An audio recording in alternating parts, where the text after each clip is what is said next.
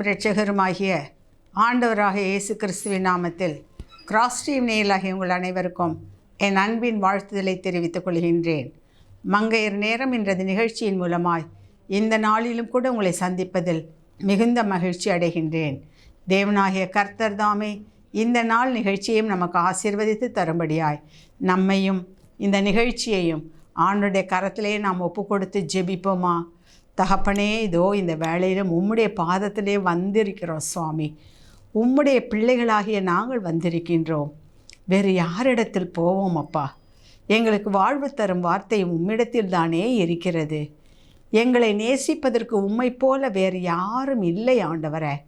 உலகத்தார் அனைவரும் ஏதோ ஒன்றை எதிர்பார்த்து தான் எங்களை நேசிக்கிறார்கள். ஆனால் எங்கள் தேவனோ எங்களை எங்களுக்காகவே நேசிக்கிறீர் ஆண்டவரே. நாங்கள் உம்மை விட்டு தூர போனாலும், நாங்கள் உம்மை மறந்தாலும், நாங்கள் உம்மை நினைக்காவிட்டாலும் எங்கள் மீது எப்பொழுதும் நோக்கமுள்ள தேவனாக இருந்து தகப்படே எங்களை பாதுகாத்து வழி நடத்துகிறவராக நீர் இருக்கிறீர் சுவாமி. அதற்காய் உமக்கு ஸ்தோத்திரம் ஆண்டவரே. எனவே தான் இந்த வேளையிலும் நாங்கள் உம்மை தேடி வந்திருக்கிறோம் ஐயா. உம்முடைய வார்த்தையை கேட்க வந்திருக்கிறோம் சுவாமி. உலகத்தின் சப்தங்கள் எந்த விதத்திலும் எங்களுக்கு பிரயோஜனமாக இருப்பது அல்ல. என் தேவனுடைய சப்தத்தை நாங்கள் கேட்க வேண்டும். எங்கள் செவியை திறந்தருளும் ஆண்டவரே. எங்கள் உள்ளத்தை திறந்தருளும் சுவாமி. நீர் சொல்லுகின்ற வார்த்தை எங்கள் உள்ளத்திலே போய் கிரியை செய்து எங்களுக்கு அது நல்ல அனுபவத்தை கொடுத்து எங்களுக்கென்று நீர் வைத்திருக்கிற ஆசீர்வாதத்தில் ஒன்றும் குறைவுபடாமல் நாங்கள் சுதந்திரத்தை கொள்ள என் தேவனாகிய கர்த்தர் கிருபை பாராட்டுவீராக. உம்முடைய கிருபைக்குள்ளாக ஒப்பு கொடுத்து ஜெபிக்கிறேன் மீட்பர் இயேசுவின் மூலம் பிதாவே, ஆமேன் ஆமேன். நாம் இன்றைக்கு தியானிக்கும்படியாக எடுத்துக்கொண்ட வேத வசனம் யாக்கோபின் நிருபம் 5ஆம் அதிகாரம் 11வது வசனம். யாக்கோபு 5:11. இதோ பொறுமையாயிருக்கிறவர்களை பாக்கியவான்கள் என்கிறோமே.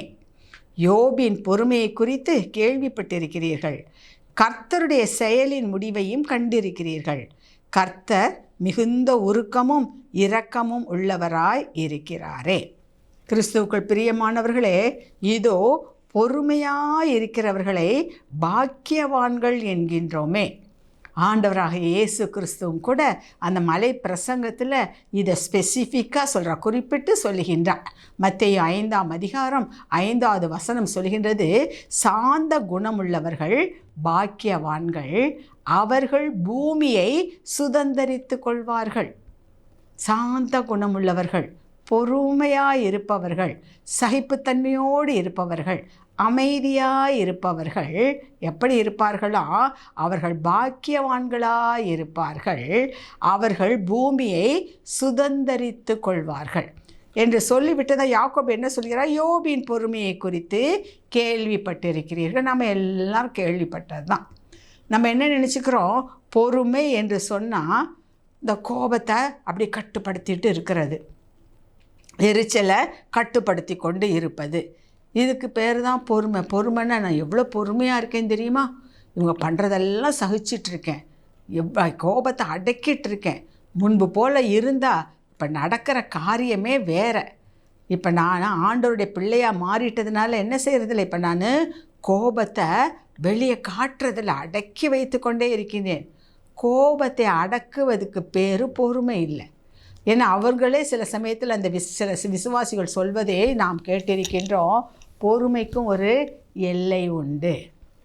அந்த எல்லை வரையிலும்தான் பொறுமை. அதற்கு பிறகு எல்லை கடந்தால் நான் யார் என்பதை காட்டி விடுவேன், என்னுடைய சுய ரூபம் வெளிப்பட்டு விடும். இப்படி சொல்லுகின்ற அநேக கிறிஸ்தவர்கள் உண்டு, விசுவாசிகள் உண்டு, ரட்சிக்கப்பட்டவர்கள் என்று சொல்பவர்கள் உண்டு. இதுக்கு பேர் பொறுமை இல்லை. தற்காலிகமாக ஒரு உணர்ச்சியை நீ அடக்கி வைத்து கொண்டிருக்கிறாயே, அதற்கு பெயர் பொறுமை அல்ல. ஏனென்றால் உள்ளே அடக்கி வைக்க அடக்கி வைக்க அடக்கி வைக்க என்ன நடக்கும்? ஒரு நாள் திடீர்னு அது வெடித்து சிதறும். அப்பப்போ வெளிப்பட்டால் கூட அதோடைய எஃபெக்ட் கொஞ்சமாக இருக்கும். உள்ளேயே அடக்கி வைத்திருந்து ஒரு நாள் வெடித்தது என்றால் அது ஒரு பெரிய சேதத்தை ஏற்படுத்திவிடும். அது பொதுவாக அந்த மலைகள் எல்லாம் வெடிப்பதற்கு கற்களை உடைப்பதற்கு, மலையில் கற்களை உடைப்பதற்கு அதான் சொல்லுவாங்க, துவாரம் தோண்டி தோண்டி தோண்டி உள்ளே அந்த வெடி மருந்தை ஸ்டஃப் பண்ணுவாங்க, உள்ளே அடக்கி அடக்கி அடக்கி அடக்கி வைப்பாங்க.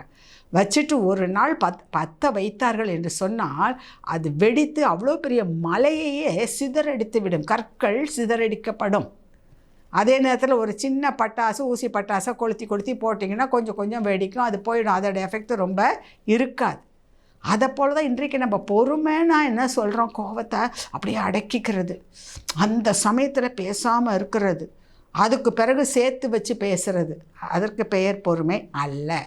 உணர்ச்சிகளை நாம் கட்டுப்படுத்தி இருப்போம் என்று சொன்னால் அதற்கு பேர் பொறுமையாக இருக்கின்றோம் என்பதன் அர்த்தம் அல்ல. ஏனென்று சொன்னால் எல்லா சூழ்நிலைகளிலும் நம்ம யோபுவை குறித்து இங்கே ஸ்பெசிஃபிக்காக சொல்லப்பட்டிருக்கு. யோபுவின் பொறுமையை குறித்து கேள்விப்பட்டிருக்கிறீர்களே, அவருடைய செயலின் முடிவையும் கண்டிருக்கிறீர்களே. அப்படி என்ன யோபுவினுடைய பொறுமை, அதில் என்ன ஸ்பெஷல்?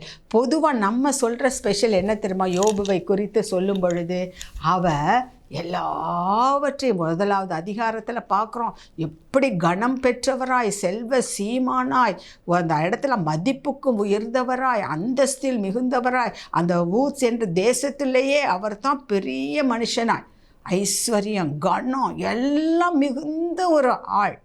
அப்படிப்பட்ட ஆளுக்கு ஒரே நாளில் எல்லாம் போய்விட்டது. அது நமக்கு தெரிந்தது தான், எல்லாம் நமக்கு அறிந்தது. ஒரே நாளில் அவருடைய ஒட்டகங்கள், கழுதைகள், வேலைக்காரர்கள், வேலைக்காரிகள் எல்லாம் போய்விட்டது. அதெல்லாம் போனாலாவது நம்ம சொல்கிறோம்ல, பொருள் போனால் சம்பாதிச்சுக்கலாம், ஆனால் உயிர் போனால் என்ன செய்வது? 10 பிள்ளைகள், 10 பிள்ளைகளும் மரித்து, எல்லாம் ஒரே நாளில் தலைகீழாய் மாறிவிட்டது, தலைகீழாய் மாறிவிட்டது. ஒவ்வொரு வேலைக்காரனாக வந்து சொல்கிறான், இந்த மாதிரி அவங்க சபையர் வந்தாங்க, கல்தையர் வந்தாங்க, இவங்க அதை கொண்டு போயிட்டாங்க, இவங்க இதை கொண்டு போயிட்டாங்க, பத்தாததுக்கு இடி முழக்கமெல்லாம் வந்து இந்த பயிர்களையெல்லாம் பட்சித்து போட்டது, ஆடு மாடு ஒட்டகங்களையெல்லாம் பட்சித்து போட்டு விட்டது. இப்படியாக ஒரு பெரும் காற்று வீசின காரணத்தினால அந்த வீடு இடிந்து விழுந்து பிள்ளைகளெல்லாம் போய்விட்டார்கள். எப்படி இருக்கும் யோசித்து பாருங்கள். அப்படிப்பட்ட ஒரு சூழ்நிலையில் யோபு சொல்கின்றாரு. யோபுவின் புத்தகம் 1ஆம் அதிகாரத்தில் நாம் பார்க்கின்றோம். யோபு என்ன கூறுகின்றார்? கர்த்தர் கொடுத்தார், கர்த்தர் எடுத்தார், கர்த்தருடைய நாமத்துக்கு ஸ்தோத்திரம். யோபு 1:21, நிர்வாணியாய் என் தாயின் கற்பத்திலிருந்து வந்தேன், நிர்வாணியாய் அவ்விடத்துக்கு திரும்புவேன். கர்த்தர் கொடுத்தார், கர்த்தர் எடுத்தார், அவருடைய பரிசுத்த நாமத்துக்கு ஸ்தோத்திரம் என்றான். இவை எல்லாவற்றிலும் யோபு பாவம் செய்யவில்லை, தேவனை பற்றி குறை சொல்லவும் இல்லை. அப்போ அது பொறுமை என்று அதற்கு இதை தான் சொல்லுவோம். எல்லாத்தையும் இழந்தாலும் அவர் என்ன செய்தார்? தேவனை பற்றி குறை சொல்லலை, எதுவுமே பேசலை. கர்த்தர் கொடுத்தார், கர்த்தர் எடுத்தார். நிர்வாணியாய் வந்தேன், மறுபடியும் நிர்வாணியாக போகின்றேன். அதே யோபு 2ஆவது அதிகாரத்தில் அவன் மனைவி சொல்கிறார், வெறும் பொருள் இழப்பு மட்டுமல்ல, இப்பொழுது அவனுடைய சரீரத்திலும் சுகக்கேடு ஏற்பட்டு விட்டது. அவ்வளவு மோசமான ஒரு நிலைமையில் மனைவியுமே அவனை ஏளனம், இன்னுமா உத்தமமாக இருக்கிறீர், இன்னுமா கர்த்தர்னு சொல்லிட்டு இருக்கிறீர், கர்த்தர் கொடுத்தார், கர்த்தர் எடுத்தார், என்ன என்று சொல்லி அவளும் ஏளனமாக பேசுகின்றாள். அப்பொழுது யோபு சொல்கின்ற ஒரு காரியம், யோபு 2:9, அப்பொழுது அவள் மனைவி அவனை பார்த்து, நீ இன்னும் உம்முடைய உத்தமத்தில் உறுதியாய் நிற்கிறீரோ, தேவனை தூஷித்து ஜீவனை விடும் என்றாள். 10வது வசனம், அதற்கு அவன், நீ பைத்தியக்காரி போல பேசுகிறாய், தேவன் கையிலே நன்மை பெற்ற நாம் தீமையையும் பெற வேண்டாமோ என்றான். இவைகள் எல்லாவற்றிலும் யோபு தன் உதடுகளினால் பாவம் செய்யவில்லை. கிறிஸ்துவுக்குள் பிரியமானவர்கள், இதனால தான் அது பொறுமைன்னு சொல்கிறான். என்ன பொறுமை? எல்லாம் இருந்தும் அவன் பொறுமையாக இருந்தான் என்றால், இந்த பொறுமையினுடைய அடையாளம் என்ன தெரியுமா? வாழ்க்கையிலே வருகின்ற காரியத்தை அப்படியே ஏற்றுக்கொள்வது, அதுதான் பொறுமை. பொறுமையின் அடையாளம் அதுதான். பொறுமையின் அடையாளம் என்ன? இவன் சொன்னான் என்பதனால் அல்ல, அது எதை காட்டுகின்றது? தேவனுடைய சித்தத்தை அப்படியே ஏற்றுக்கொள்வது. வாழ்க்கையில் வருகின்ற துன்பங்கள், துயரங்கள், வேதனைகள், நஷ்டங்கள், இழப்புகள் எது வந்தாலும் என்ன வந்தாலும் பாடல் பாடுறோம் இல்லையா, என்ன வந்தாலும் நம்புவேன் என் நேசர் இயேசுவை, யார் கைவிட்டாலும் பின் செல்வேன் என்று சொல்லி பாடுகின்றோமே, அது உதட்டளவில் தான் பாடுகின்றோம். வீட்டில் இப்படி அடுத்தடுத்து துன்பம் வந்ததுன்னா, துயரம் வந்ததுன்னா, வேதனை வந்ததுன்னா, பிரச்சனை வந்ததுன்னா உடனே நம்ம எண்ணம் எங்கே போகுது தெரியுமா? இதெல்லாம் எதனால் வந்தது?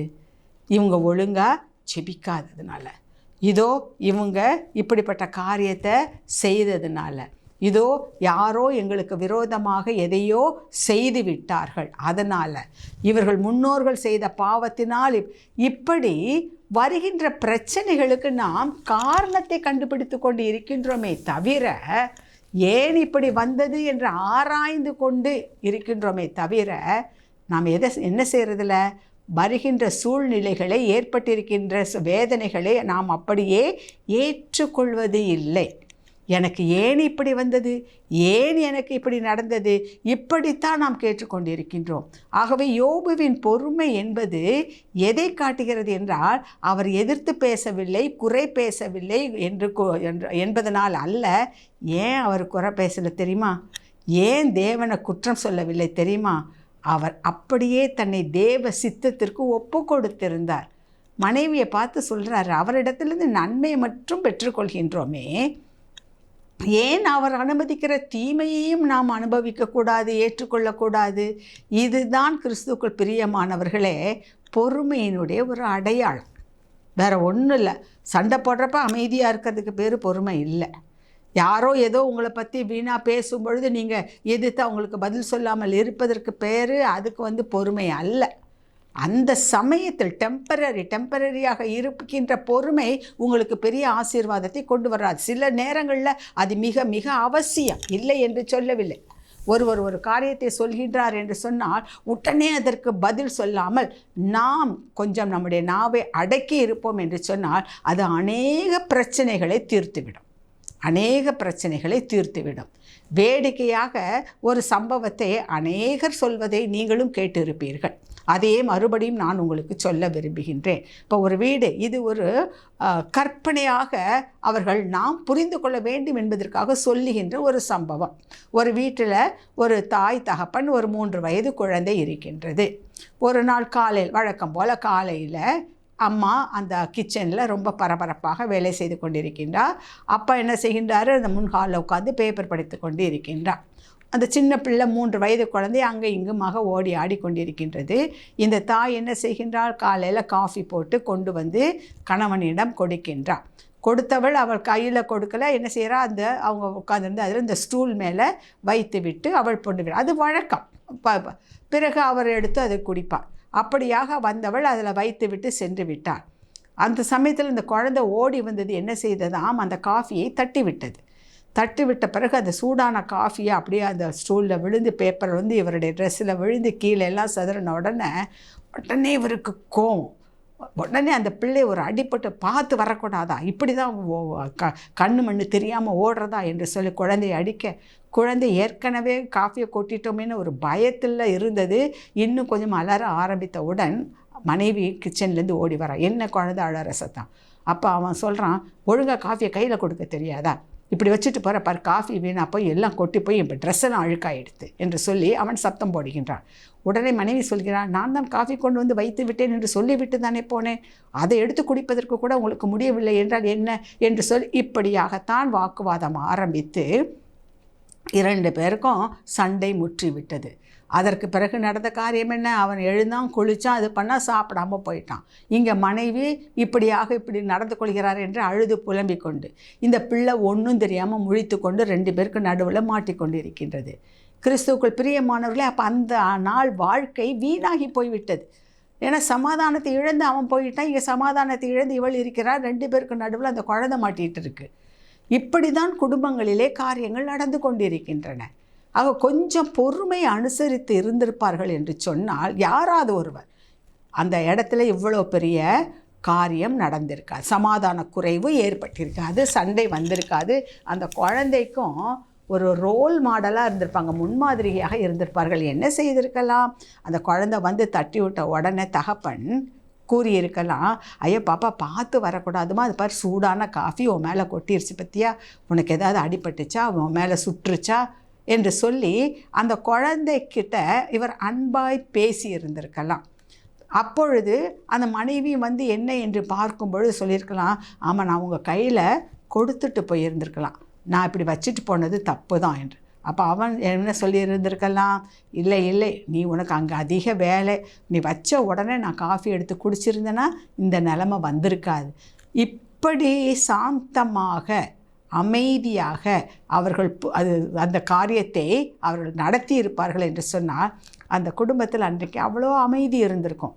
பிறகு அவங்களும் அவள் பாட்டு போயிருப்பா, அவள் வேலையை பார்த்துருப்பா. அந்த குழந்தைக்கும் ஒரு நல்ல ரோல் மாடலாக இருக்கும். இப்படி ஒரு பிரச்சனை வந்தால் அதை எப்படி தீர்ப்பது என்பதை அந்த குழந்தை கற்றுருக்கும். ஆனால் சண்டை போடுவது அதற்கு பிறகு அது வளரும் பொழுதும் அது என்ன எந்த ஒரு காரியத்திற்கும் சண்டை போடுகின்ற ஒரு பிள்ளையாகத்தான் இருக்கும். இப்படிப்பட்ட ஒரு சூழ்நிலையிலே வளரும் பொழுது அதுவும் எல்லாவற்றையும் சகித்து கொள்ள வேண்டும், எப்படி அதை கையாள வேண்டும் என்பதையெல்லாம் அது கற்றுக்கொண்டிருக்கும். ஆகவே தான் சொல்லப்படுகிறது, பொறுமை உள்ளவர்கள் பாக்கியவான்கள், சாந்த குணம் உள்ளவர்கள் பாக்கியவான்கள், அவர்கள் பூமியை சுதந்தரிப்பார்கள். அப்படின்னா என்ன அர்த்தம்? குடும்பத்தை தங்களுக்கு சுதந்தரித்துக் கொள்வார்கள், பிள்ளைகளுடைய எதிர்காலத்தை சுதந்தரித்துக் கொள்வார்கள், பிள்ளைகளுடைய ஆவிக்குரிய வாழ்க்கையை சுதந்தரித்துக் கொள்வார்கள். ஏனென்றால் இவர்களுடைய பொறுமையை, சாந்தத்தை, துன்பங்கள் வரும் பொழுது அவர்கள் அந்த பிரச்சனையை எப்படி கையாளுகின்றார்கள் என்ற முறையை பிள்ளைகள் கவனித்து கொண்டு வருகிறார்கள். கிறிஸ்துவுக்குள் பிரியமானவர்களே, இதை நாம் புரிந்து கொள்வதற்காக சொல்வது, அந்த அதிக கோபம் வரும்பொழுது சொல்வார்கள் 1 நிமிடம் என்பார்கள். 1 நிமிடம், அந்த 1 நிமிடம் கொஞ்சம் நாம் அமைதியாக இருப்போம் என்று சொன்னால் நாம் உணர்ச்சி வசப்பட்டு போகின்ற அந்த உணர்வானது கொஞ்சம் நம்முடைய கட்டுக்குள் வரும். ஒன்றை நன்றாக ஞாபகம் வைத்து கொள்ளுங்கள், நாம் அதிகமாக உணர்ச்சி வசப்படும் பொழுது என்ன நடக்கின்றது? நம்முடைய ரீசனிங் பவர் இருக்கிறதல்லவா, அது செயல்படாமல் போய்விடுகின்றது. இந்த 2ல் 1 தான் நடக்க முடியும். அதிக உணர்ச்சி வசப்பட்டீர்கள் என்றால் உங்களுக்கு பகுத்தறியும் குணம் மங்கி போய்விடும். அதனால தான் கோபத்தில் கண்ட மாதிரி பேசுறது. கோபத்தில் அவர்கள் ஏதோ பேச போய் நிறைய இடங்களில் பார்க்குறோம் இல்லையா, கைகலப்பாக மாறி சில வேளைகளில் கொலை கூட நடந்து, கொலை செய்ய வேண்டும் என்று அவர்கள் செய்வது இல்லை, உணர்ச்சி வசப்பட்டு இப்படி வருகின்ற அந்த கோபத்தின் விளைவாக வருவது மரணம். இந்த கோபத்தின் விளைவாக ஏற்படுவது தற்கொலை. இப்படி செய்து விட்டையா பார், என்ன பழிக்கு பழி வாங்குகிறேன் என்று சொல்லி கொலை, தற்கொலை, இவைகளுக்கெல்லாம் அடிப்படை காரணம் என்ன? இதுதான், பொறுமை இல்லாது 1 நிமிடம். இதை கேட்டுக்கொண்டிருக்கின்ற அன்பான சகோதரிய சகோதரியை, ஒவ்வொரு காரியத்திலும் ஒவ்வொரு சம்பவத்திலும் நீங்கள் கடைபிடிக்க வேண்டிய ஒன்று என்ன தெரியுமா? 1 நிமிடம் நீங்கள் பொறுமையாக இருங்கள். உங்களை பற்றி யாரோ ஏதோ அவதூறாக பேசுகின்றார்களா, உங்கள் பக்கமே நியாயம் இருக்கட்டுமே, அவர்கள் பேசுகின்ற அளவிற்கு பேச விட்டு விடுங்கள். அவர்கள் ஒன்று கோபமாக பேச, நீங்கள் ஒன்று கோபமாக பேச, அது அதிகமாக முற்றிக்கொண்டு போய் ஒரு பிரிவினையில் அதான் விடுமே தவிர அது என்ன செய்யாது? உங்களை சேர்த்து வைக்காது. அதே நேரத்தில் நீங்கள் பொறுமையாக இருப்பீர்கள் என்று சொன்னால், உங்கள் பக்கம் நியாயம் இருந்தாலே பொறுமையாக இருப்பீர்கள் என்று சொன்னால், அவர்கள் சொல்ல வேண்டியதெல்லாம் சொல்லி எல்லாவற்றையும் அவர்களுடைய உணர்ச்சியெல்லாம் கொட்டி தீர்த்து விட்ட பிறகு அமைதியாக இருக்கும் பொழுது, நீங்கள் இப்படி சொன்னீர்களே, இது சரியா தவறா இப்படி என்று சொன்னீர்களா, அவர்களும் யோசித்து பார்ப்பார்கள். குடும்பங்களில் பிரிவினை வர்றதுக்கு காரணமே இதுதான், பொறுத்து போகாதது, அவர்கள் செய்கின்ற காரியத்திற்கு விட்டு கொடுக்காதது, இதுதான் காரணம். ஆக ஆண்டவர் இன்றைக்கு நமக்கு சொல்லிக் கொடுக்கின்ற காரியம் என்ன தெரியுமா? பொறுமை. அதாவது உணர்ச்சியை கட்டுப்படுத்துதல் மாத்திரம் அல்ல, வெறும் உணர்ச்சியை அந்த உணர்வு, அந்த கோப உணர்வே வராமல் இருக்க வேண்டும்.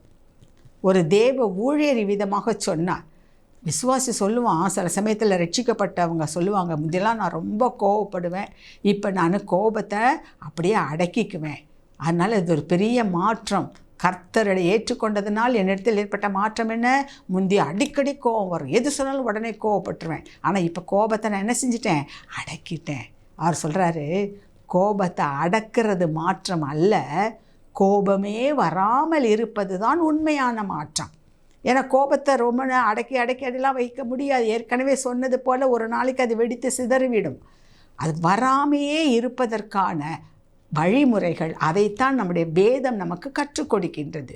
அதே தான் இப்போ யோபுவை பார்க்குறோம். சொன்னால் மற்றவங்களாம் வந்து சொன்ன பொழுதும் அவர் பாவம் செய்யலை. மனைவி சொன்னால் அது எல்லாவற்றுக்கும் மேலே ஒரு காரியம் என்ன தெரியுமா?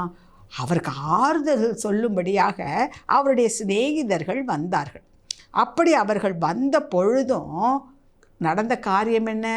அவங்களுக்கு இவருடைய நிலைமையை பார்த்துட்டு பேச முடியல. யோபுவின் புத்தகம் 2ஆம் அதிகாரம் 13வது வசனம் சொல்கிறது, அவர்கள் வந்து அவன் துக்கம் மகா கொடிய துக்கம் என்று கண்டு ஒருவரும் அவனோடு ஒரு வார்த்தையும் பேசாமல் இரவு பகல் 7 நாள் அவனோடு கூட தரையிலே உட்கார்ந்திருந்தார்கள். அவ்வளோ கொடிதானது, அவனுடைய துக்கம் அவ்வளோ கொடிதானது என்று சொல்லி அவன் மேலே மனம் இறங்கி அவனுக்கு ஆறுதல் சொல்வதற்காகத்தான் வந்தார்கள். ஆனால் தொடர்ந்து யோபுவின் புத்தகத்தை வாசித்து பார்த்தா அவங்க சொன்ன காரியம்னா அவனுக்கு ஆறுதல் சொல்கிறதுக்கு பதிலாக அவனை குத்தி காட்டுவது போல மனதிற்கு இதமாக இருப்பதை காட்டிலும் அந்த மனதை உடைக்கக்கூடிய வார்த்தைகளை தான் நிறைய பேசிட்டாங்க. ஆனால் எல்லாத்துக்கும் யோபு பொறுமையாகவே பதில் சொல்லி கொண்டு வருவதை தான் நாம் பார்க்கின்றோம். எதிர்த்து பேசுகிற, நீங்கள் எழுந்திரிச்சு போங்க, எனக்கிட்ட யாரும் தேவையில்லை, உதவி தேவையில்லை, நான் தனிமையாக என்னை விட்டு விடுங்கள். இன்றைக்கு நிறைய பேர் பேசுகிற வீர வசனம் அதுதான். என்னை தனியாக விடுங்க, என்னை அப்படியே விட்டுடுங்க, யாரும் பேசாதீங்க. அது அல்ல. அவர்கள் பேசினார்கள், இவனும் பதிலுக்கு சாந்தமாக பதில் கூறினான். இது எல்லாவற்றையும் கர்த்தர் பார்த்து கொண்டிருந்தார். நடந்த காரியம் என்ன? யோபுவின் புத்தகம் 42ஆம் அதிகாரம் 7வது வசனம் சொல்கிறது, கர்த்தர் இந்த வார்த்தைகளை யோபோடே பேசின பின் தேமானியனாகிய எலிப்பாசை நோக்கி, உன்மேலும் உன் 2 சிநேகிதர் மேலும் எனக்கு கோபம் மூளுகிறது. என் தாசனாகிய யோபு பேசினது போல் நீங்கள் என்னை குறித்து நிதானமாய் பேசவில்லை. பொறுமையின் அடையாளம் என்ன தெரியுமா? நிதானமாய் பேசுவது. யோபுவை போல நீங்கள் நிதானமாக பேசலை. ஏதோ உங்களுக்கு தோன்றதெல்லாம் பேசுகிறீங்க, நீங்கள் உணர்ச்சி வசப்பட்டு உங்களுக்கு என்ன தோணுதோ அதையெல்லாம் சொல்கிறீங்க. ஆனால் யோபு எவ்வளோ நிதானமாய் பேசினான். அவன் பேசினது போல் நீங்கள் பேசலை. அப்போ பொறுமையின் அடையாளம் என்ன தெரியுமா பிரியமானவர்களே? நிதானமாய் பேசுவது. எந்த சூழ்நிலையாக இருக்கட்டுமே, எவ்வளவு மோசமான சூழ்நிலையாக இருக்கட்டுமே, பயங்கரமான சூழ்நிலையாக இருக்கட்டுமே, எல்லாவற்றிலும் நிதானமாய் பேச நாம் கற்றுக்கொள்ள வேண்டும். அப்படிப்பட்டவர்கள்தான் பூமியை சுதந்தரிப்பார்கள். எல்லா சூழ்நிலையிலும் பொறுமையாய் பேச கற்றுக்கொள்ளுங்கள், நிதானமாய். கர்த்தரே சொல்கிறாரு. கர்த்தர் அதை சொன்னதுனால தான் இங்கே வேதத்தில் எழுதப்பட்டிருக்கிறது, யோபுவின் பொறுமையை குறித்து கேள்விப்பட்டிருக்கிறீர்களே. என்ன பொறுமை? கர்த்தரை குறித்து குறை சொல்லலை. காரணம் என்ன? வந்த எல்லாம் கர்த்தர் அனுமதித்தது.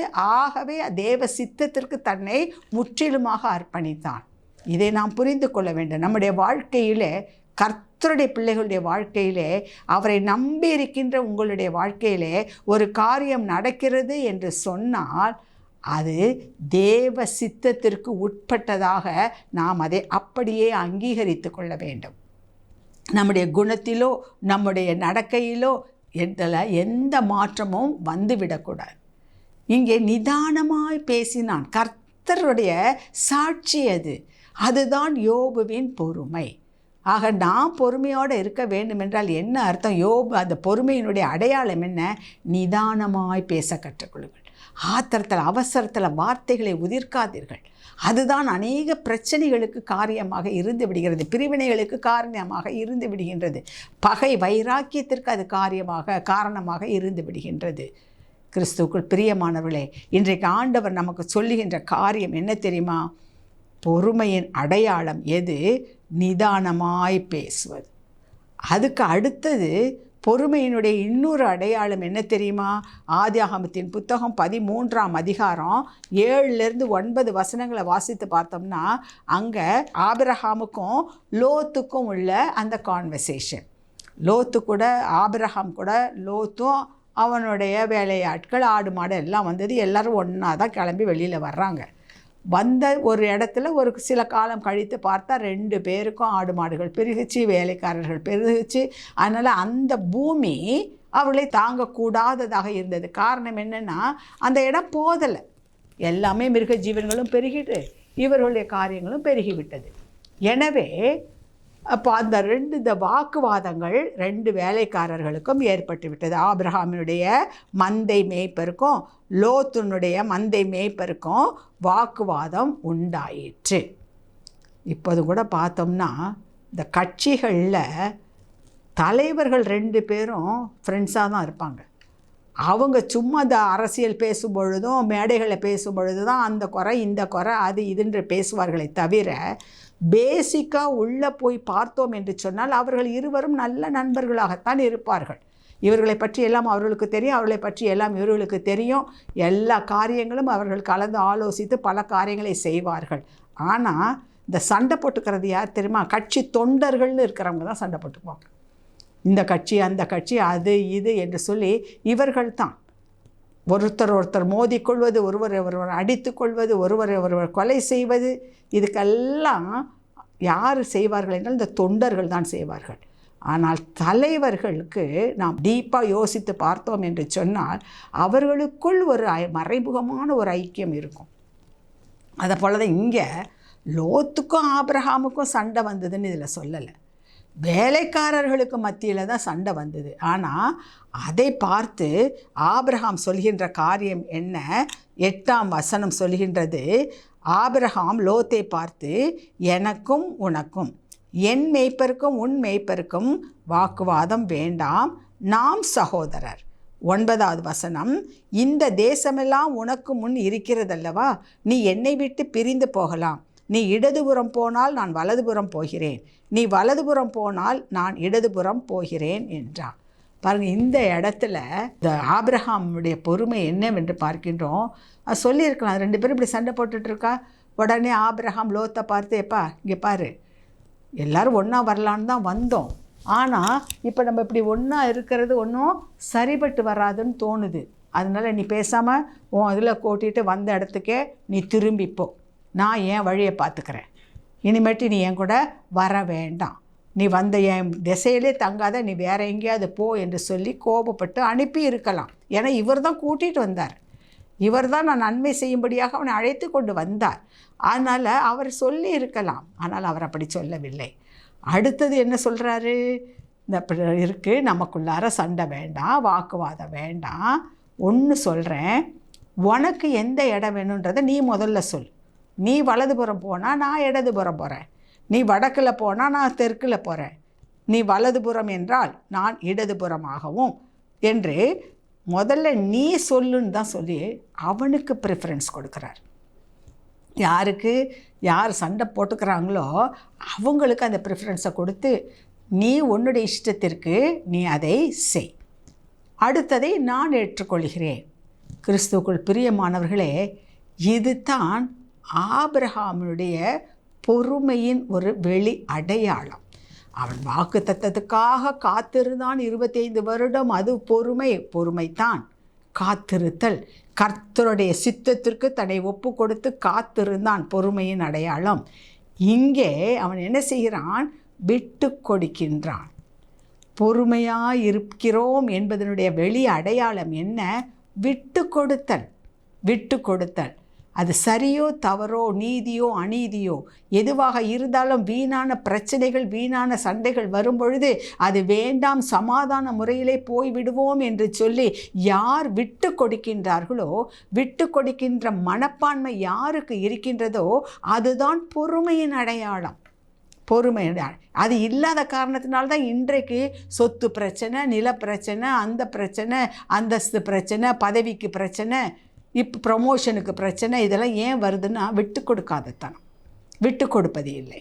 கிறிஸ்துவுக்குள் பிரியமானவர்களே, இங்கே ஆபிரகாம் விட்டு கொடுத்தான், ஆகவே தான் அவன் ஆசீர்வதிக்கப்பட்டான். அதுதான் அவனுடைய பொறுமையினுடைய வெளி அடையாளமாக, ஆபிரகாமுடைய வெளி அடையாளமாக இருக்கிறது, விட்டு கொடுப்பது.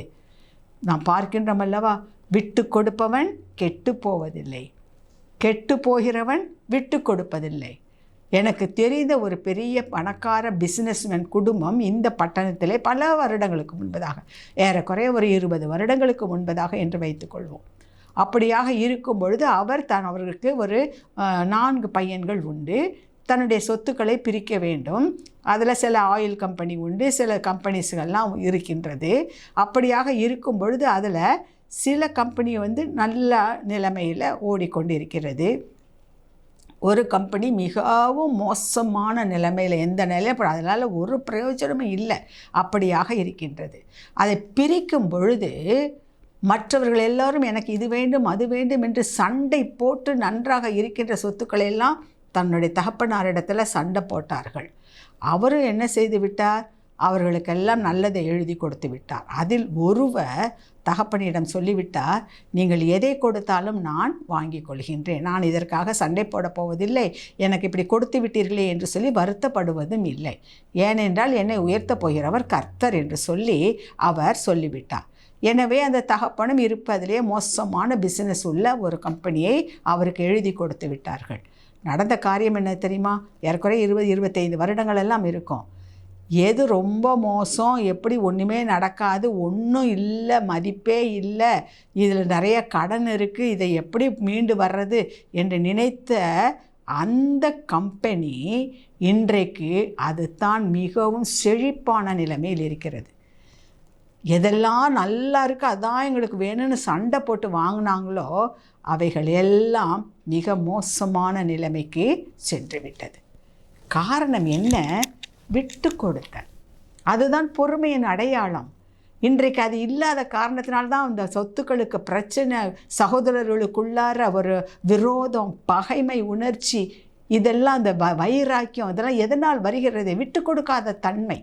சரி, அவர்கள் பிழைத்து போகட்டும், அவர்களுக்கு 2 வீடு எனக்கு ஒரு வீடா, பரவாயில்லை, கர்த்தர் என்னை ஆசீர்வதித்து உயர்த்துவார். நாம் அதை மனதிலே வைத்துக்கொள்ள வேண்டும். என்னை ஆசீர்வதிக்கப் போகிறவர், என்னை உயர்த்த போகிறவர் என் தேவனாகிய ஆண்டவர் மாத்திரமே. அந்த எண்ணம் யாருக்கு இருக்கின்றதோ அவர்களுக்கு தான் ஆண்டவர் சொல்ற, அதுதான்ப்பா பொறுமை, அவர்கள்தான் பூமியை சுதந்தரித்து கொள்வார்கள். அதே போல் கிறிஸ்துவுக்குள் பிரியமானவர்களே, பொறுமையினுடைய இன்னொரு அடையாளம் என்ன தெரியுமா? எனக்கு எவ்வளோ துன்பம் வந்தாலும், என்ன கஷ்டம் வந்தாலும், என்னை தேடி உதவி கேட்டு வருபவர்களுக்கு, என்னை நம்பி வருபவர்களுக்கு என்னால் ஆன உதவியை நான் செய்வேன் என்று சொன்னால் அது பொறுமையினுடைய இன்னொரு அடையாளமாக இருக்கின்றது. பொறுமையின் இன்னொரு அடையாளம். சிலர் என்ன சொல்லுவாங்க, எனக்கே இவ்வளோ பிரச்சனை, இதில் வேற நீ வேற சொல்கிறியா, இது வேற நான் வேறையா, என்னாலேயே முடியாது, அப்படி இருக்கல நான் எப்படி இது அல்ல, இது அல்ல. நமக்கு 1000 பிரச்சனைகள் இருந்தாலும் கர்த்தர் நம்மை நம்பி கொடுத்த காரியத்தை நாம் உண்மையாய் உத்தமமாய் செய்யும் பொழுது, உங்களுக்கு அதனால் நல்ல பேர் வருதா வரலையா அதை பற்றி கவலையே இல்லை, அதை வைத்து உங்களுக்கு லாபமா அதை பற்றி கவலை இல்லை. ஆனால் என்னை நம்பி கொடுத்த ஒரு காரியம், என்னை நம்பி கொடுத்த ஊழியம், என்னை நம்பி கொடுத்த வேலை, குடும்பத்திலே ஆண்டவர் என்னை நம்பி கொடுத்த பொறுப்பு, இதிலே நான் உண்மையாய் உத்தமமாய் நடப்பேன் என்று சொன்னால் அதுதான் பொறுமையின் அடையாளம். யாரால் அப்படி உண்மை உத்தமமாய் நடக்க முடியும் தெரியுமா? எல்லா அநீதியையும், எல்லா அநியாயத்தையும், எல்லா குறைவுகளையும் எல்லாத்த பார்த்தும் தன்னை மாற்றிக்கொள்ளாமல் தன்னை கர்த்தருடைய பாதத்திலே வைத்து அவருக்கு பிரியமானதை மாத்திரம்தான் நான் செய்வேன் என்று சொல்லி யார் இருக்கின்றார்களோ அவர்கள்தான் பொறுமையின் அடையாளம். அதுதான் பொறுமையின் அடையாளம். தன்னுடைய மர்த்தம் பார்க்காமல், தன்னுடைய சுயத்தை பார்க்காமல், சுய கௌரவத்தை பார்க்காமல், சூழ்நிலையை பார்க்காமல், கர்த்தரை மாத்திரம் பார்த்து யார் தங்களுடைய பொறுப்பை உணர்ந்து செயல்படுகின்றார்களோ, தங்களுடைய கடமையில் தவறாமல் இருக்கின்றார்களோ அவர்கள்தான் பொறுமையின் அடையாளம். பொறுமையின் அடையாளம் எது? நம்மிடம் ஒப்படைக்கப்பட்டிருக்கின்ற அந்த கடமையை சரிவர செய்தல், அதன் மூலமாய் லாபமா நஷ்டமா என்று பாராமல் கர்த்தருக்கு பயந்து எவன் உண்மையும் உத்தமமாக இருக்கின்றானோ அவன்தான் பொறுமைசாலி. அவன்தான் பொறுமைசாலி.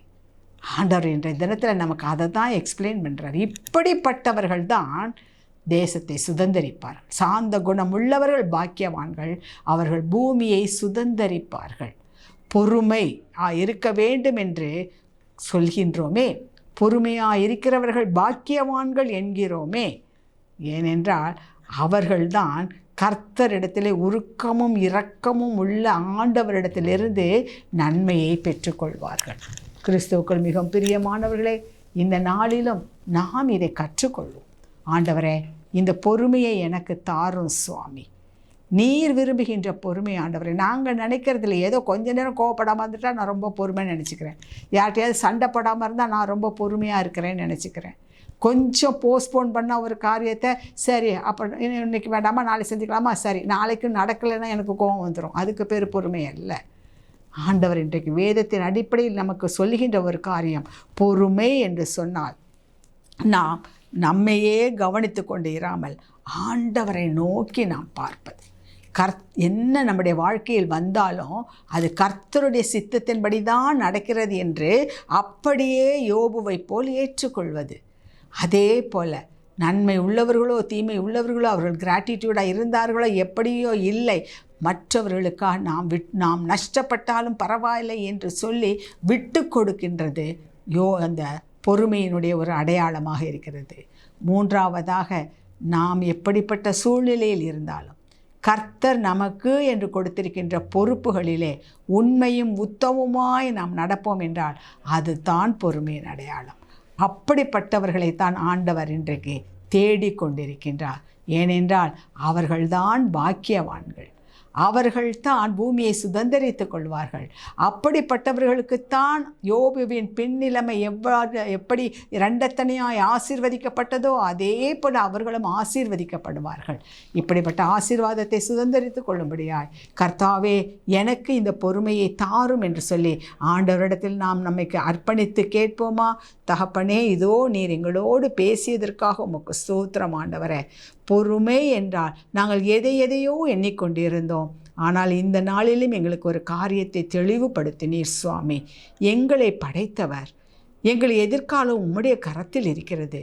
எங்களுக்காக யாவையும் செய்து முடிப்பவர் தகப்பனே. உலக தோற்றத்திற்கு முன்பதாக தாமே எங்களை பெயர் சொல்லி அழைத்த எங்கள் தேவன் கர்த்தாவே, எதை எந்தெந்த காலத்தில் எப்படி செய்ய வேண்டுமோ அதை அந்த காலத்திலே நேர்த்தியாய் செய்கிற கர்த்தர் நீர் ஆண்டவரே.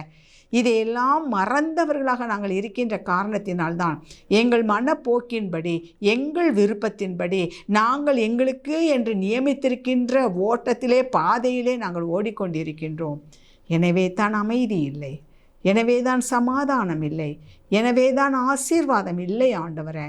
இந்த நாளிலும் நீர் எங்களுக்கு போதித்தீர் சுவாமி. என்ன வந்தாலும் எது வந்தாலும் என் தேவனாகிய கர்த்தருடைய சித்தம் நிறைவேறட்டும் என்று நாங்கள் எங்களையே யோபுவை போல அர்ப்பணிக்க, எது வந்தாலும் எல்லாவற்றிலும் நன்றியறிதலோடு கூட ஸ்தோத்திரத்தை நாங்கள் ஏறெடுக்க அந்த கிருபையை எங்களுக்கு தாரும் சுவாமி. அந்த ஆபிரகாமை போல எல்லாவற்றிலும் விட்டு கொடுக்கின்ற மனதை எங்களுக்கு கொடுத்து அதன் மூலமாய் ஆபிரகாமின் சந்ததி ஆசீர்வதிக்கப்பட்டதே, அதே போல் எங்கள் சந்ததியும் ஆசீர்வதிக்கப்படும்படியாய் எங்களுக்கு அந்த குணத்தை தாரும். விட்டு கொடுத்தலை எங்களுக்கு தாரும் ஆண்டவரே.